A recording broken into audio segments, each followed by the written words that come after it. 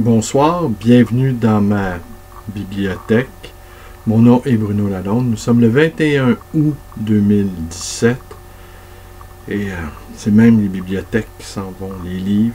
Énormément de travail. Nous sommes à 9 jours du déménagement et la petite section qui est ici, c'est des revues. Oui, des revues d'art, des revues littéraires, des revues de cinéma. Les revues de cinéma, je compte les vendre. Les revues d'art, non, je les garde. Vie des arts, l'œil. Je vais en montrer quelques-unes, mais enfin. Et également des papiers, des petits papiers, des éphéméria. Des papiers correspondance. Il m'est arrivé à quelques reprises dans mon métier que des gens qui me vendaient des livres se débarrassaient, pour toutes sortes de raisons, de papiers familiaux, des correspondances, lettres, cartes postales. Et je me suis toujours fait un devoir de les préserver. Et dans certains cas, ce sont des familles importantes. Et quand on sait, avec certitude, que ces documents-là sont destinés à la poubelle, eh bien, il y a comme une sorte de devoir de les préserver. En tout cas, c'est un devoir que je me suis fixé. Donc, évidemment, des éphéméria. C'est quoi des éphéméria? C'est des documents qui n'ont pas été conçus pour durer. Je vais vous en montrer quelques-uns.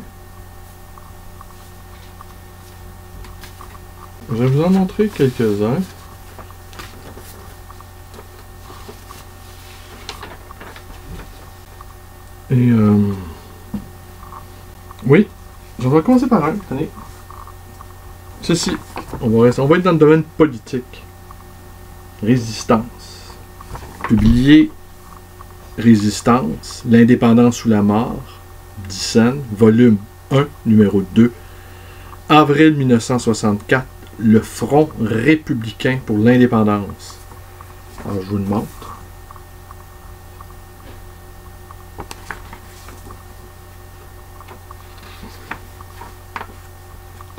Alors, curieusement, tenez, je vais vous lire, tenez.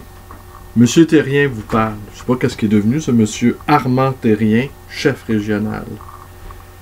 À tous mes concitoyens de la région de Montréal, je souhaite la plus cordiale bienvenue comme membre du Front républicain pour l'indépendance.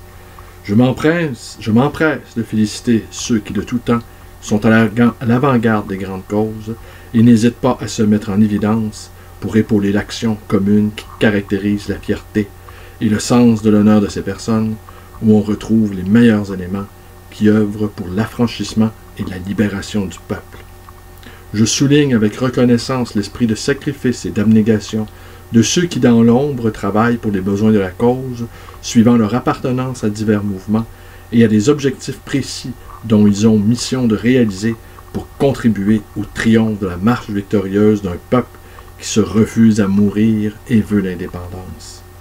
Faisant appel à votre noblesse d'esprit et de cœur, permettez-moi de croire à votre participation pleine et entière, à la survivance du sang qui coule dans nos veines, dont vous êtes une entité intégrante de la survivance française comme peuple québécois.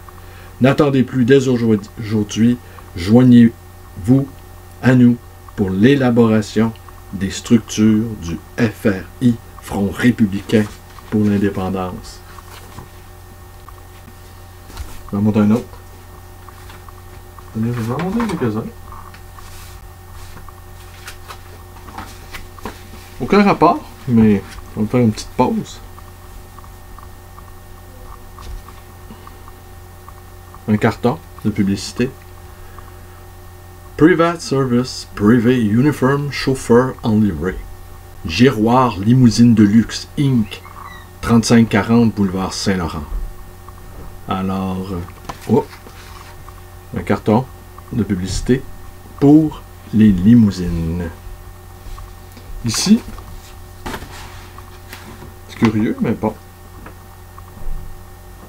Monsieur et Madame Paul Morin, le Pandémaille, poète parnassien,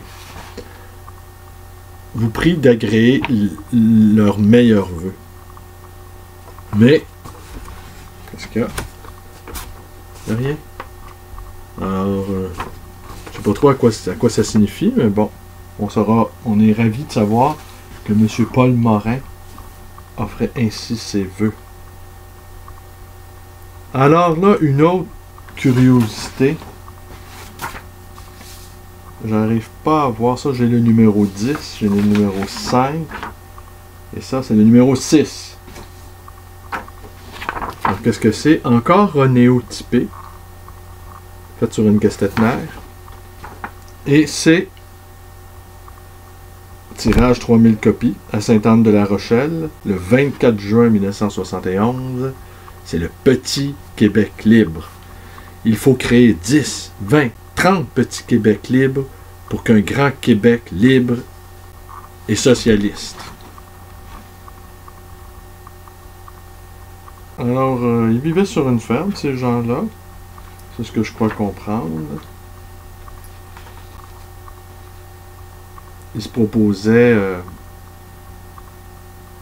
je voulais un passage, tenez. À propos de la libération des dinosaures. En fin de semaine passée, le groupe autonome, le secrétariat des travailleurs du sud-ouest de la commune du Petit-Québec libre, organisait « Libérons les dinosaures ». Une fin de semaine avec plus de 300 personnes, beaucoup de matériel servant à différents ateliers culturels et de travail.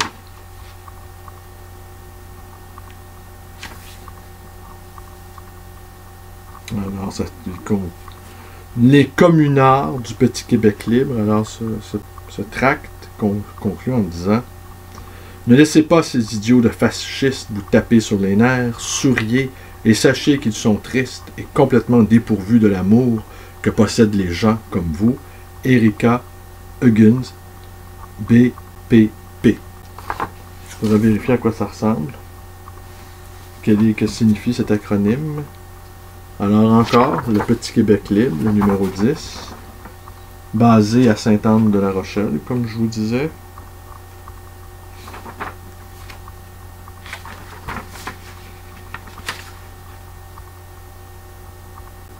Alors, il y a un bilan, ça fait 6 mois qu'ils vivent en commune.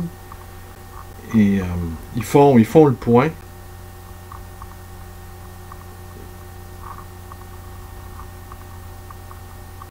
Tenez, je vais vous lire. Alors, ils se rendent compte de certaines erreurs qu'ils ont faites. En regardant en arrière, je me rends bien compte des nombreuses erreurs que nous avons commises, mais tellement humaines. Ces erreurs nous servent aujourd'hui, à condition, bien entendu, de ne pas les répéter. C'est une autre chose que nous avons découverte, l'autocritique. Je parle ici de découverte, non pas dans le sens théorique, mais bien dans l'action, dans le vécu, et ce sont exactement des découvertes. L'autocritique individuelle et collective est peut-être la clé de la solution, en tout cas pour nous qui croyons à la naissance d'un nouvel homme. Fidel disait que la première condition au succès de toute entreprise est justement ce que personne ne fait, parler sans peur et avec la plus grande clarté. Je suis heureux que nous le fassions. Alors, vous voyez.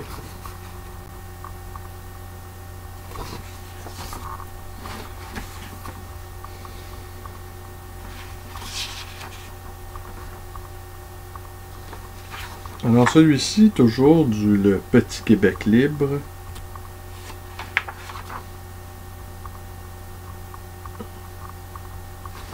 Alors, ici, c'est le numéro 5. Alors, je vous lis encore un autre extrait. La critique est facile, mais l'art est difficile. Depuis les débuts du Petit Québec libre, on a eu le droit à toutes sortes de critiques, des bonnes et des mauvaises. Ce que je trouve plate, par exemple, c'est qu'il n'y a pas eu assez de critiques positives.